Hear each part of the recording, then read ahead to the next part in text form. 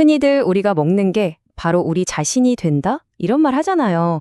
우리가 먹는 음식으로 우리 몸의 세포가 만들어지니까요. 그런데 이야기 역시 똑같습니다.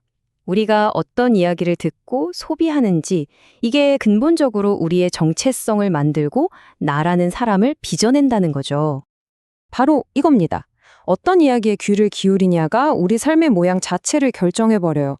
특히나 기원 이야기 있잖아요. 세상이 어떻게 시작됐고 우리는 어디서 왔는가 하는 이야기요. 이게 우리 삶에 정말 엄청난 영향을 미칩니다. 왜냐하면 그 이야기가 바로 우리가 누구인지, 이 세상이 어떤 곳인지, 그리고 그 속에서 우리가 어떻게 살아야 하는지를 알려주는 일종의 사용 설명서가 되기 때문이에요. 자, 고대 세계에는요, 서로 완전히 다른 두 개의 창조 이야기가 팽팽하게 맞서고 있었어요. 먼저 한쪽은 바빌로니아의 서사인데요. 여기서는 아주 폭력적인 신들의 전쟁, 그 갈등 속에서 세상이 만들어졌다고 봐요. 그리고 인간은 그냥 신들의 노동을 좀 덜어주려고 그 편의를 위해 만들어진 노예에 불과했죠. 가치는 오직 쓸모 있느냐, 없느냐의 유용성에 달려 있었고요. 그런데 성경의 이야기는 완전히 정반대의 그림을 그립니다.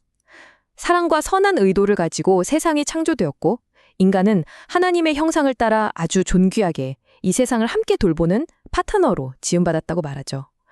이 두 이야기 중에 어떤 걸 내 삶의 기본 이야기로 삼느냐에 따라서 나 자신과 다른 사람을 보는 관점이 정말 180도 달라질 수밖에 없겠죠.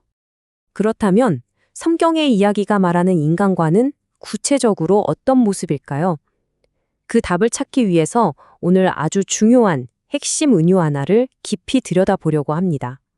바로 하나님을 아주 능숙한 토기장이로, 그리고 우리를 그 손안의 진흙으로 보는 관점이에요. 우리가 보통 토기장이 손이라고 하면 왠지 우리가 그냥 가만히 수동적으로 빚어지는 모습만 떠올리기 쉽잖아요. 근데 사실 그게 전부가 아니에요. 오히려 이 은유의 핵심은 창조주가 재료, 즉 우리와 함께 일하고 심지어 우리의 반응에 따라 계획을 수정하기도 하는 아주 역동적인 관계를 의미합니다. 이건 우리의 성장과 목적을 이해하는 데 정말 중요한 틀이 되어줘요. 이 아름다운 은유는 성경 예레미야서에서 나옵니다. 하나님께서 예레미야 선지자에게 토기장이의 집에 한번 가보라고 말씀하세요. 그리고 거기서 물레 위에서 펼쳐지는 광경을 통해서 이스라엘 백성과 당신의 관계가 어떤 건지를 아주 생생하게 보여주시죠. 진흙이 토기장이의 손안에 있듯이 너희도 내 손안에 있다. 예레미야가 본 광경이 바로 이겁니다. 토기장이가 그릇을 빚다가 뭔가 좀 잘못됐어요. 흠이 생겼죠. 그런데 토기장이는 그 진흙을 휙 버리지 않아요. 대신에 바로 그 흠집난 진흙을 그대로 다시 주물러서 자기가 보기에 좋은 다른 그릇으로 만들어냅니다. 여기로 진짜 흥미로운 점은요. 하나님께서 이 비유를 통해 진흙인 우리의 반응이 토기장이의 계획을 바꿀 수도 있다는 뉘앙스를 주신다는 거예요. 바로 이 지점이 정말 결정적입니다. 우리는 그냥 힘없는 존재가 아니라는 거죠. 이 빚어지는 과정에서 우리에게도 역할이 있다는 겁니다. 우리가 하나님의 손길에 부드럽고 유순하게 반응하는지, 아니면 돌덩이처럼 딱딱하게 굳어서 저항하는지, 우리의 그 반응이 중요하다는 뜻입니다. 자, 우리가 빚어지는 과정에 반응할 수 있다면 당연히 우리를 빚는 그 손길이 누구의 것인지가 정말 중요해지겠죠? 이 토기장이는 과연 어떤 분일까요? 여기서 우리는 다시 한번 아까 봤던 바빌로니아의 폭력적인 신들과는 완전히 다른 모습을 보게 됩니다. 시편 139편은 이 토기장의 성품을 정말 아름답게 노래하는데요. 시편 기자는 하나님이 우리를 얼마나 친밀하고 개인적으로 아시는지 이야기해요. 마치 어머니의 뱃속에서부터 우리 한 사람 한 사람을 정성껏 빚어 만드신 분이라고 고백하는 거죠. 시는 계속해서 우리가 얼마나 깊이 알려진 존재인지를 강조합니다. 우리는 신의 편의를 위해 대충 만들어진 노예가 아니라 모든 뼈마디까지 속속들이 아시는 창조주에 의해서 근사한 형상으로 빚어진, 말하자면 하나의 예술 작품과 같다는 거예요. 그러니까 결론은 이겁니다. 우리를 빚으시는 그 손길은 변덕스러운 폭군의 손길이 아니라는 것. 우리를 너무나 귀하게 보시는 사랑의 창조주의 손길이라는 것. 그렇기 때문에 우리는 두려움 없이 우리 자신을 그 빚어지는 과정에 온전히 맡길 수 있는 거죠. 이렇게 사랑이 많으신 토기장이라면 대체 어디서 우리를 빚어가실까요? 놀랍게도 그 작업장은 무슨 고요하고 평화로운 곳이 아니에요. 바로 아주 혼란스럽고 복잡한 관계들, 즉 우리 주변의 공동체, 바로 그 안에서 이 작업이 일어납니다. 성경에 나오는 빌레몬서를 보면 이 작업장의 모습이 아주 잘 드러나요.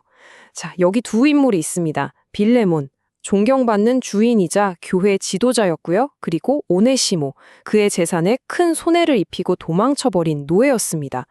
그들 사이에는 배신, 상처, 분노 이런 것들이 있었겠죠. 바로 그때 사도 바울이 빌레몬에게 편지를 보내면서 당시 사회 질서를 완전히 뒤엎는 정말 급진적인 요청을 합니다. 오네시모를 더 이상 노예가 아니라 사랑하는 형제로 맞아주십시오. 이건 그냥 용서해라 이 차원을 넘어서 완전히 깨져버린 관계를 전혀 새로운 차원으로 빚어내라는 초대였던 거죠. 이 이야기는 우리에게 아주 중요하고도 어려운 질문을 던집니다. 어쩌면 우리 삶에서 가장 힘든 관계, 나에게 가장 큰 상처를 준 그 사람이 사실은 나를 빚어가시는 토기장이의 손에 들린 보구일 수 있다는 생각 혹시 해보셨나요? 이 관점은 관계의 어려움을 완전히 새로운 차원에서 보게 만들어줍니다. 자, 토기장이의 사랑을 믿고 심지어 어려운 관계 속에서도 그분의 손길을 신뢰하기로 했다면 이제 우리에게 남은 건 뭘까요? 바로 선택입니다. 빚어지는 과정의 정점은 우리의 의식적이고 때로는 아주 고통스러운 결단에 달려 있습니다. 물론 이 선택의 대가는 작지 않아요. 누가복음에서 예수님은 토기장의 계획을 따르는 것이 가족의 기대나 사회적인 압력, 심지어 우리 자신의 목숨이나 야망보다 더 중요하다고 말씀하시죠. 여기서 미워한다는 아주 강력한 단어를 쓰셨는데 이건 감정적인 증오를 말하는 게 아니라 내 삶의 최우선순위를 완전히 바꾸겠다는 결단을 의미하는 표현입니다. 선교사였던 짐 엘리엇의 이 유명한 말은 이 선택의 본질을 정말 잘 보여줘요. 내가 어차피 지킬 수 없는 것을 버려서 결코 잃어버릴 수 없는 영원한 것을 얻는 행위. 이건 어리석은 게 아니라 사실 가장 지혜로운 투자라는 거죠.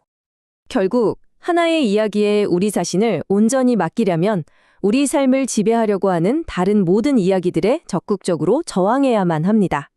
마치 컴퓨터 운영체제를 새로 싹 설치하듯이 우리 삶의 기본 설정을 리셋하는 것과 같아요. 신학자 폴 틸리에는 이 선색을 세 가지 중심으로 깔끔하게 요약했어요. 첫째, 자율. 내 자신이 내 삶의 법이고 중심이 되는 거죠. 둘째, 타율. 다른 사람이나 세상의 기대가 내 삶의 중심이 되는 겁니다. 그리고 마지막으로 신율. 하나님을 내 삶의 중심으로 법으로 삼는 것이죠.